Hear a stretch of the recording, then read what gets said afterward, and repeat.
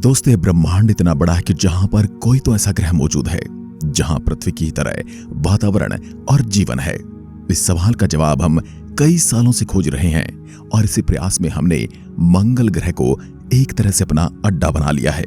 पिछले कई सालों से लगातार मंगल ग्रह पर रोवर भेजे जा रहे हैं और रोवर ये पता लगा रहे हैं कि भविष्य में हम इंसान मंगल ग्रह पर कॉलोनी बनाकर रह सकते हैं या नहीं।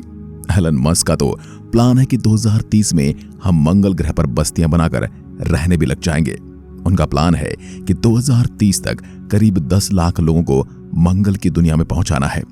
खैर, ऐसा होगा या नहीं ये तो आने वाला समय ही बताएगा।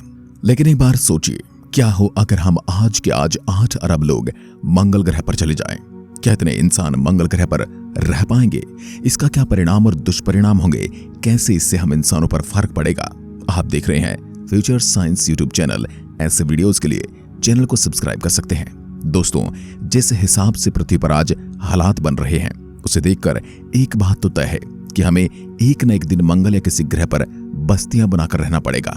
हमारी पृथ्वी की जनसंख्या इतनी तेजी से बढ़ रही है कि अब इंसानों के लिए पृथ्वी पर मौजूद रिसोर्सेज कम पड़ रहे हैं।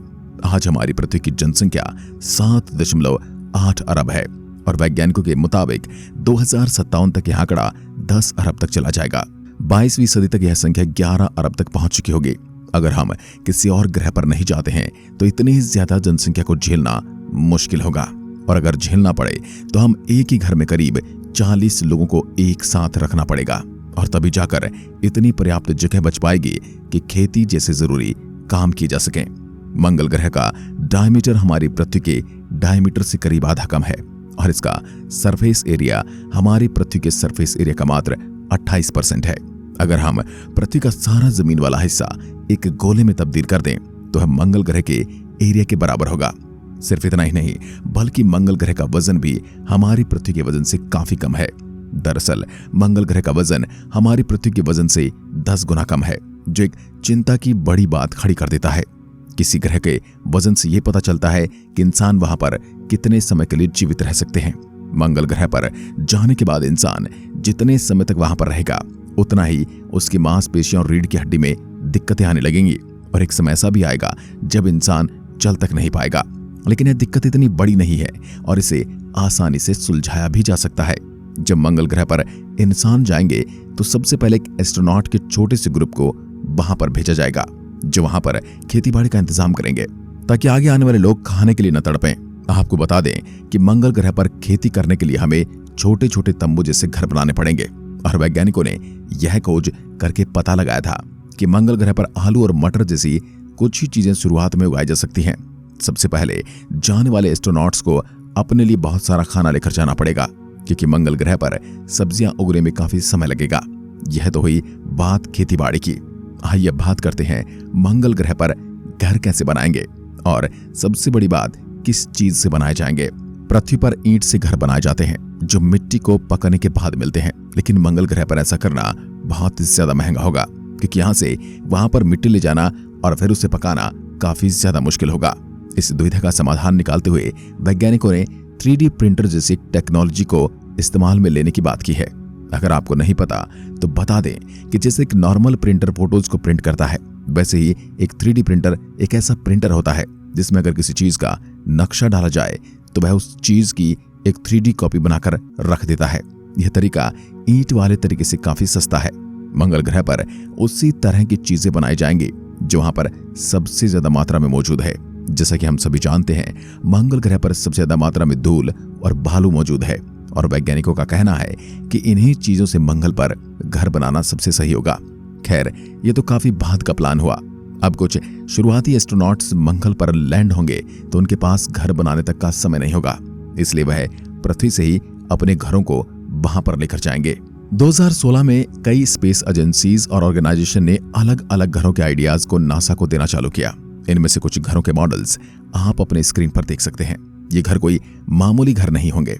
इन्हें इस तरह से डिजाइन किया जाएगा कि मंगल पर मौजूद सारी रेडिएशन से इंसानों को बचाएंगे और साथ ही इसके अंदर का तापमान भी बिल्कुल नॉर्मल रहेगा। नासा के पास एक बहुत बड़ा एरिया भी मौजूद है जहां पर बिल्कुल मंगल के जैसा ही माहौल रहता है, जिससे वहां पर अच्छे से टेस्ट वगैरह किए जा सके। इन सभी छोटे छोटे सवालों के उत्तर तो हमारे पास हैं, लेकिन अभी भी मंगल ग्रह पर इंसानों को भेजने से जुड़े कुछ सवाल हैं जिनका न हम अभी तक उत्तर दे पाए हैं और न ही अगले 20-30 सालों में देने वाले हैं। ये सवाल है मंगल ग्रह के वायुमंडल से जुड़े। मंगल ग्रह के पास मैग्नेटिक फील्ड नहीं है, जिसका मतलब यह है कि सूर्य से आने वाली खतरनाक रेडिएशन मंगल की सतह तक पहुंचेगी, जिससे वहां पर रहने वाले इंसानों को नुकसान होगा। याद रखिए कि मंगल ग्रह पर 95% कार्बन डाइऑक्साइड है। इसका मतलब यह है कि जब भी इंसान अपने घरों से बाहर निकलेंगे तो उन्हें बड़े बड़े ऑक्सीजन सिलेंडर को अपने साथ रखना होगा और साथ में एक स्पेस सूट भी पहनकर रखना होगा, जिससे वे अपने आप को रेडिएशन और कार्बन डाइऑक्साइड की मार से बचा सकें। सिर्फ इतना ही नहीं, बल्कि मंगल ग्रह पर पानी जैसे ही कंटेनर से बाहर निकलना वह तुरंत 4 डिग्री सेल्सियस पर उबलने लगेगा। मंगल ग्रह का तापमान ज्यादा पेचीदा है। मंगल ग्रह के ध्रुवों का तापमान -153 डिग्री सेल्सियस के आसपास रहता है, जो सच में बहुत ज्यादा ठंडा है। एक कंपैरिजन के लिए आपको बता दें कि माउंट एवरेस्ट की चोटी पर -45 से -47 डिग्री तक का तापमान रहता है। दिन के समय में मंगल ग्रह पर मौजूद सारी हवाएं गर्म हो जाती हैं और करीब 20 डिग्री सेल्सियस के तापमान पर बहने लगती हैं। ये हवाएं इक्वेटर यानी किसी भी ग्रह के बीच वाले भाग में करीब 27 डिग्री सेल्सियस के आसपास रहती हैं। मंगल ग्रह का तापमान बहुत जल्दी बदल जाता है। रात इतनी ज्यादा ठंडी होती है कि उन्हें झेलना बहुत ज्यादा मुश्किल होता है। अगर आपको पृथ्वी और मंगल ग्रह से जुड़ा और ज्यादा कंपैरिजन चाहिए तो इस फैक्ट को सुनने के बाद आप जरूर चौंक जाएंगे। मंगल ग्रह पृथ्वी के मुकाबले सूर्य का एक चक्कर लगाने में 2 गुना ज्यादा समय लेता है। मंगल ग्रह को सूर्य का एक चक्कर लगाने में 687 पृथ्वी के दिन लगते हैं, जो पृथ्वी के 2 साल के बराबर है। मंगल ग्रह पर मौसम सारे एक जैसे रहते हैं, बस फर्क ये पड़ता है कि हर एक मौसम पृथ्वी के मुकाबले 3 महीने ज्यादा लंबा चलता है। तो आइए अपने असली सवाल पर आते हैं।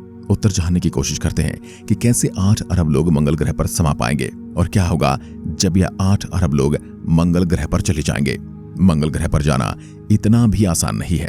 इसके लिए पहले से ही एस्ट्रोनॉट्स को बहुत ज्यादा ट्रेनिंग दी जाएगी ताकि वे मंगल के दुविधापूर्ण वातावरण में अपने आप को जीवित रख पाएं।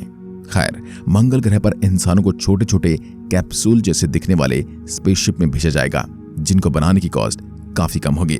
लेकिन डराने वाली बात यह है कि इनमें से ज्यादातर कैप्सूल रास्ते में या तो ब्लास्ट हो जाएंगे या किसी भी तरीके से नष्ट होकर गायब हो जाएंगे।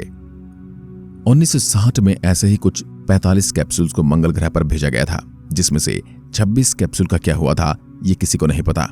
खैर, अगर हम मान भी ले कि 8 अरब लोग मंगल ग्रह पर पहुंच जाते हैं तो उसके बाद भी मंगल का एरिया इतना ज्यादा बड़ा नहीं है कितने सारे इंसानों को वह झेल पाए।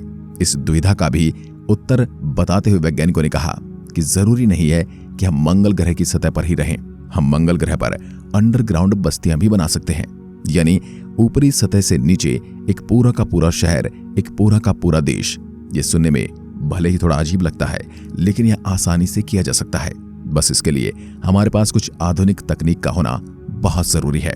मंगल ग्रह पर बहुत ज्यादा मात्रा में कार्बन डाइऑक्साइड मौजूद है और यही इसका सबसे बड़ा कारण है कि हम इंसान वहां पर ज्यादा लंबे समय के लिए बिना ऑक्सीजन सिलेंडर के नहीं रह सकते। इसको भी आसानी से सुलझाया जा सकता है और वह तरीका है फाइटोप्लैंक्टस नाम के कुछ जीवों को मंगल ग्रह पर भेजने का, जो कार्बन डाइऑक्साइड को अपने खाने के रूप में इस्तेमाल करके उसे ऑक्सीजन में बदल देते हैं। एलन मस्क भी कुछ ऐसा ही आइडिया दुनिया के सामने शेयर किया था जब उनसे पूछा गया था कि वह आखिर मंगल ग्रह पर लोगों को इतनी जल्दी कैसे बसा देंगे। खैर, 8 अरब लोगों का मंगल ग्रह पर रहना इतना भी आसान नहीं है जितना हम सोच रहे हैं। इतना सब कुछ होने के बाद ही मंगल ग्रह पर जाने की कोशिश को नहीं छोड़ सकते, क्योंकि यह पूरी की पूरी इंसानियत को बचाने का सवाल है। एक ना एक दिन ऐसा जरूर आएगा जब पृथ्वी पूरी तरह से इंसानों से भर चुकी होगी, और अगर तब तक हमने अपने लिए किसी दूसरे ग्रह पर बस्तियां नहीं बसाई होंगी तो यह हमारे लिए बहुत दुविधा की बात हो जाएगी। उस समय तो इंसानों को जानबूझकर मारकर खत्म करना पड़ेगा या फिर कोई बहुत ही बड़ा आधुनिक तकनीक का इस्तेमाल करना पड़ेगा। इन सब परेशानियों से बचने के लिए ही आज की स्पेस एजेंसी इतनी तेजी से दूसरे ग्रह पर कब्जा करने के लिए दौड़ में लगी हुई है। आज के लिए बस इतना ही। धन्यवाद। जय हिंद, जय भारत।